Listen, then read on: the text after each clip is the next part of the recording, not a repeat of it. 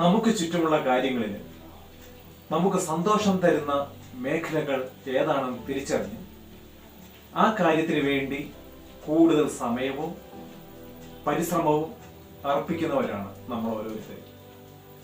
നമുക്ക് ചുറ്റുമുള്ള എന്തൊക്കെയോ കാര്യങ്ങളുണ്ട്. ആ കാര്യങ്ങളിൽ ഏതെങ്കിലും ഒരു മേഖലയിൽ നമുക്ക് സന്തോഷം പകരുന്നത് ഇതാണെന്ന് തിരിച്ചറിഞ്ഞു കഴിഞ്ഞാൽ നമ്മൾ കൂടുതൽ സമയം അതിനുവേണ്ടി ചെലവഴിക്കും, കൂടുതൽ അധ്വാനിക്കും, അതിലേക്ക് നമ്മൾ അതിന്റെ ആഴങ്ങളിലേക്ക് ഇറങ്ങിച്ചെല്ലും.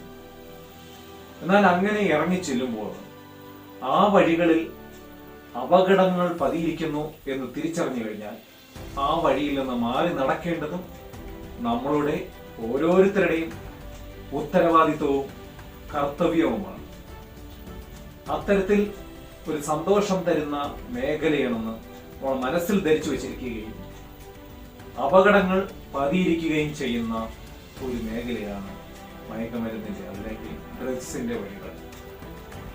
സന്തോഷം തരികയാണെന്ന മേഖലയാണെന്ന് തിരിച്ചറിഞ്ഞുകൊണ്ട് അതൊരുപാട് സംതൃപ്തിയേകുന്ന മേഖലയാണെന്ന് തെറ്റായ ഒരു തിരിച്ചറിവിൽ നമ്മൾ അതിലേക്ക് നീങ്ങുകയാണെങ്കിൽ വളരെ അപകടങ്ങൾ അതിൽ പതിയിരിക്കുന്നു എന്ന് തിരിച്ചറിഞ്ഞുകൊണ്ട് അതിൽ മാറി നടക്കേണ്ട ഒരു സാമൂഹിക ബാധ്യതയും ഉത്തരവാദിത്വവും നാടിനോടും ദേശത്തോടും നമ്മുടെ രാജ്യത്തോടുമൊക്കെ സ്നേഹമുള്ളവർ അതിൽ നിന്ന് മാറി നടക്കേണ്ടത് അത്യാവശ്യമാണ്.